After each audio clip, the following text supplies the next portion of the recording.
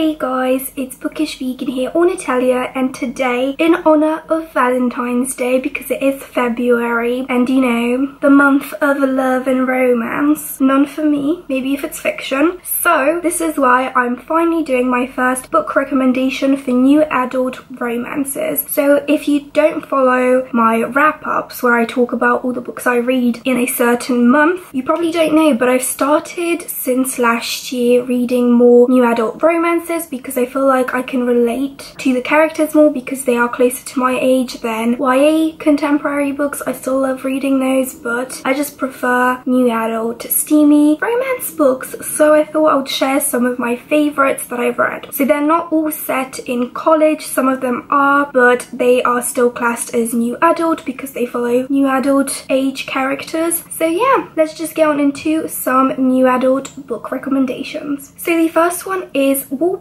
by Alice Clayton, which I actually read recently. It was basically the first book I read in 2019, and this one is set in San Francisco, where Caroline, our main female protagonist, finally moves into her dream San Francisco apartment, and on the first night her and her cat Clive hear how sexually active her neighbour Simon is. But it's not only just him making the loud noises, but some peculiar sounds come out of the harem of women that are in his life. Harem is basically just a male person that has multiple female partners, from what I can gather, and yeah, basically follows on from there. I listened to this as an audiobook, so I definitely recommend the audiobook, and I definitely recommend this book if you're looking for something that's going to make you laugh out loud, because you have no idea how many times I laughed out loud during this book. It's just so funny. Like, Caroline, Simon are hilarious. The harem of women, flipping hilarious. When she was describing what sounds were coming from the apartment next door, I could not stop giggling. It was just like being at a sleepover. That's what it felt like when I was reading this book. Such a good book. So yeah, I loved the characters, and it's such an easy book to fly through. Basically, I started it at 8 PM and I stayed up till like 3-4 AM listening to the book, maybe shorter, because I flew through this book, but it was definitely the first audiobook I could not put down, and yeah, whenever I needed to get up, I just had to listen to it. Usually I take breaks, but with this one, it was just so good I couldn't put it down. So yeah, that's Wallbanger for you. Then the next book I have here is a little bit more of an emotional read. That one was a hilarious read, whereas this one is a little bit more deep and emotional, and it is Spinning Out by Lexi Ryan. This is the first book in the Black Hawk Boys series. I believe there's 5 books. I haven't continued with the series yet, but I read this one in like October, November time, and I fell in love with it straight away. It's definitely a book that will play with your emotion, as it follows Mia and Arrow and how they're dealing with the grief of him losing his best friend and Mia losing her boyfriend, because Arrow's best friend is Mia's boyfriend. He's basically alive but in a vegetative state, which is similar to like the person not being there because you can't really communicate with them. And also Arrow and Mia have some unresolved feelings towards each other. Mia also loses her brother on the same night she loses her boyfriend, so loads of people just describe her as a walking zombie, and her and Arrow have been like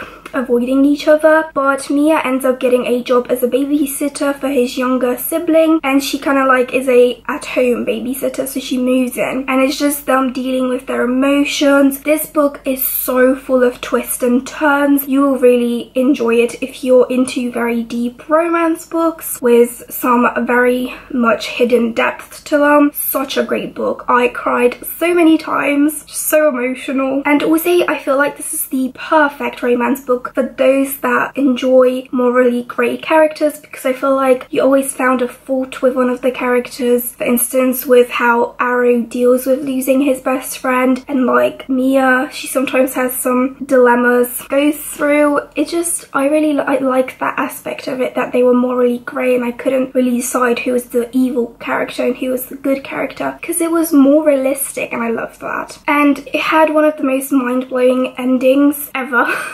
It was just so mind-blowing, and it's definitely a book you can read in one sitting, as again, it's very fast-paced and you just want to find out what actually happened on the night that changed Mia's and Arrow's lives forever. Such a good book, and I need to continue with the rest of the series. I just haven't picked them up yet, but I think I will, because I'm mostly excited about Mason's story, because we saw him and his romantic interest, who was Mia's best friend, and just his motivations for not sleeping with her, because they had kind of like that kind of relationship, because he wants more, is just so interesting, and I want to see how that plays out in his book. But yeah, you also follow, like, I think Sebastian, who isn't one of the Black Hawk boys but talks with Mia, and then you follow Keegan, who is Arrow's like friend, Christopher, who is like Arrow's like pretty much best friend now. I really enjoyed his character, so yeah, definitely recommend this if you're looking for an emotional read this Valentine's Day, or whenever you plan on picking up these books. So the next book that I have here for you is kind of like just a normal romance that might make you tear up a little bit, but it'll also leave you feeling giddy and like in a romantic mood, and that is I Dare You by Ilsa Madden-Mills. So this one follows two very different characters. So this one follows Delaney, who is a Star Wars lover, kitten lover, and a good girl. One night she receives a text from badass athlete saying that he has a dare for her. She can find out his identity if she spends Valentine's night with him. So one hookup later, she finds out who he is, and it just goes on from there. And this book took me by surprise because it has quite a low rating on Goodreads, but it was such a good book. Like, I loved seeing the athlete,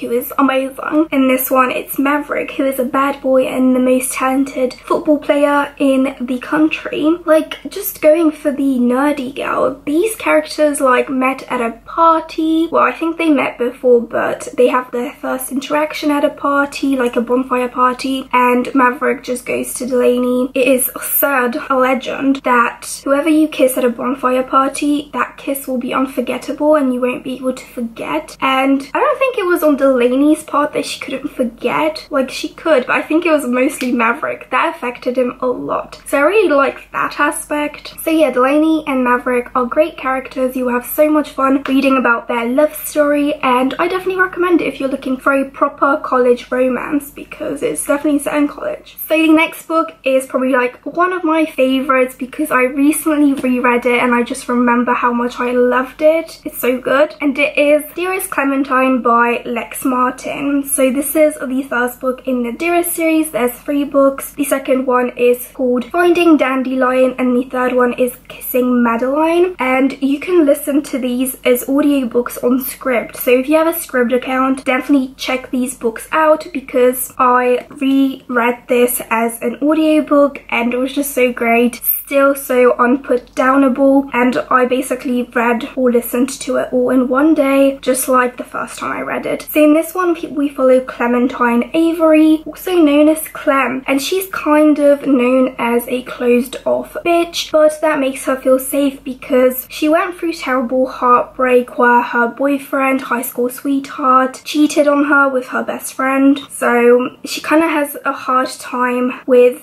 friends and boys, so that's why she stays closed off. She does have a group of amazing friends, and also her first year of college, so freshman year, she got stalked by her English professor. So no wonder she's closed off and stays away from guys, because her interactions with those guys weren't the best. But yeah, one day she meets Gavin, and she also ends up taking a romance writing class. She's actually a debut YA author because she wrote a book based on her experiences, heartbreak in high school, and no one knows except her friends, because she wrote under a pen name. But yeah, accidentally she ends up taking a romance writing class, and as she doesn't have too much experience in that department, Gavin, a sexy RA, not her RA but he's a college RA, ends up being her book boyfriend and helps her like create the scenes. So he does it in real life and she just writes about them. It was just so cute. There's so much hidden depth to this book. I always forget about the mystery because there's also a girl that's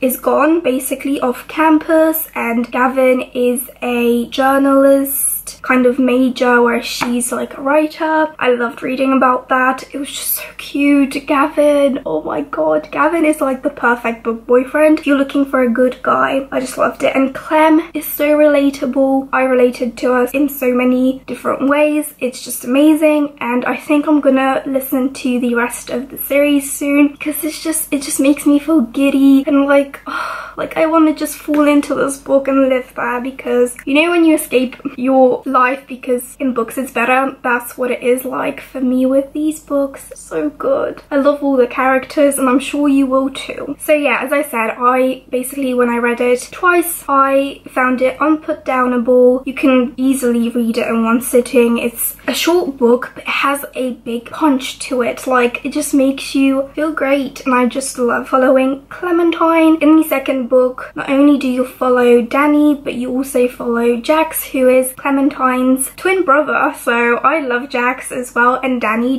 is Clementine's new roommate in this one. And then the third one, Madeline, we follow Darren, who is Clementine's ex after college, and Madeline, who actually interviews Clementine in this book because she wants to become a broadcaster, I think, or like, you know, these people that talk on the TV. She's super good. So, oh, it's such a good series. Thank you, Lex Martin, for writing this series. I really need to pick up her duology later. So yeah, Shameless and Reckless, I think that's what the books are called. Definitely give this book a go if you're looking for a college romance. Then we have a romance that starts off as best friends and moves on into, or like it blooms into a romance, and that is Sincerely Carter by Whitney G. So in this one we get to follow Arizona and Carter, who are in college, and they have been friends for a very long time. Basically their friendship started off as both of them hating each other, and then they just became best friends since then. But one day just sparks bloom, and I felt those sparks, and they just started seeing each other in a different light. It's just adorable, so adorable. So the question is, are they going to stay best friends, or are they going to take it to the next level? And I basically adored this Friends to Romance book. It was so well done. Definitely don't pick up Sincerely Arizona, which is like an epilogue you can get for free online, because it kind of ruined the book for me. But in this one we like,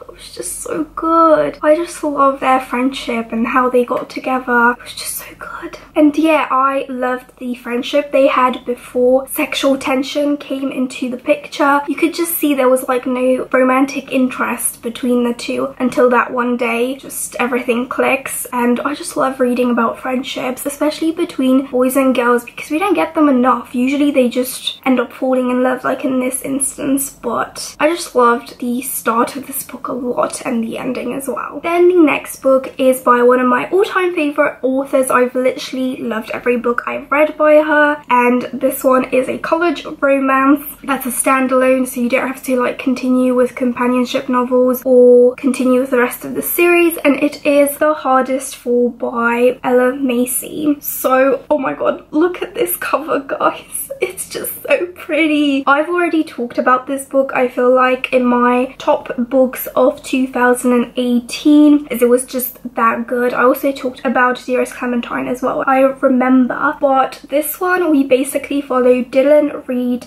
and Zoe Clark, I think, who meet under unusual circumstances. So basically Dylan has his hand over his private parts. It's not in the disgusting way or gross way that you think it is. He was just in the toilet peeing, but it was just hilarious from the first sentence. I've already read it to you in that video, so I'm not gonna read it again because it makes me laugh, but it's just, it was so interesting to read about characters that met under such unusual circumstances. And Dylan is also a very sweet football player. He's just so adorable. So I basically adored Zoe and Dylan together. They are just like the sweetest couple in the flipping world. It took them a while to get together, but it was worth the wait for them and for the reader. It's just so good. And Zoe was one of the most relatable characters in the world because she is just so awkward and always makes a fool of herself in front of guys, which relatable. It was just so good to see that, because usually, you know, the female characters are just so like forward and not scared of being like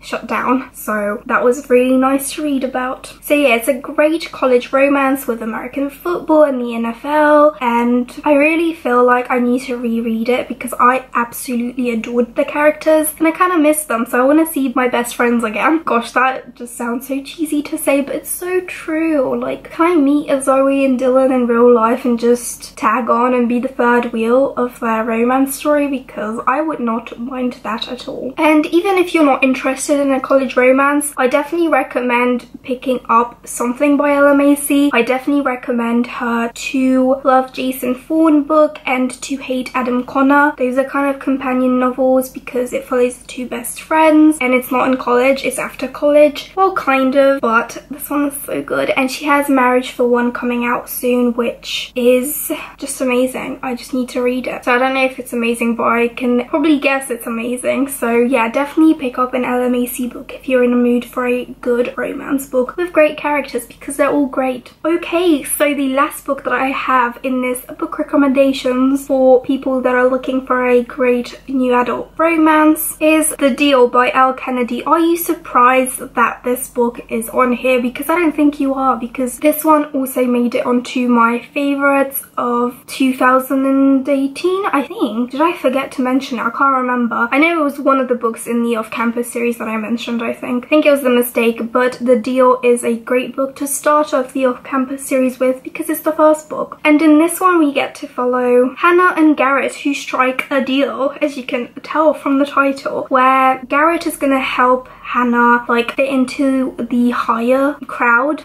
because she wants to date this football player. Garrett himself is an ice hockey player who I love reading about. Like, I love ice hockey, so I loved reading about that. But yeah, they strike a deal. He's gonna like boost up her popularity, so the guy ends up like noticing her in exchange for her tutoring him to like pass a psychology kind of philosophy class that he is failing, and it could ruin his chances of becoming an ice hockey player in the future. So I loved that. I love it when characters strike a deal in romance novels because it's just great, like seeing them like saying, oh, I hate you, I would never sleep with you like all the other girls, and like, oh, I'm not attracted to you, but then after they hang out for a bit they start feeling things. And Garrett and Hannah, just sometimes their personalities I feel like crash, but in a good way. They just bring out the best and the worst in each other, but more of the best stuff. So yeah, this series in general and this book is perfect for readers that love reading about cocky hockey players that just think they're on top of the world, and the main character just kind of brings them back to reality and makes them lovable. Because yeah, Garrett got on my nerves a little bit at the beginning, but after he was with Hannah he just got better and better. And I especially loved reading the scenes where they were just in his room after studying, watching Breaking Bad and eating pizza. I don't know what it was about these scenes, but it was just like so comfortable and just so nice to read about. And yeah, if you become addicted to The Deal like I did, I ended up picking up the rest of the books really quickly after I finished this one. So you get to follow In the Mistake John Logan, who is my favorite, and Grace, and then we have Dean and Ali. So the third book is called The Score, and then in the fourth book, The Goal, we follow Sabrina and Tucker, and they were great as well. So yeah, definitely pick up The Deal if you're looking for a sports romance, especially if you're a fan of reading about characters that play ice hockey. So that is it for today, guys. I hope you find one of the books interesting, and tell me if you've read any of them, what your thoughts on them are down below, because I would love to know. And if you have any other recommendations that you think I should check out or other people should check out, definitely share them in the comments below, because I'm always looking for new book recommendations, especially new adult romances. And yeah, I hope you have a great Valentine's Day. If you celebrate it by yourself, great on you. That's how I am celebrating it. If you're celebrating it with a loved one, hope you guys have a great time. Give this video a like if you want to see more book recommendations, and also tell me in the comments below what type of book recommendations you'd love to see so that I can make that for you guys. And subscribe if you're new. I post bookish videos and lifestyle videos frequently, and I'll see you in my next video. Bye guys!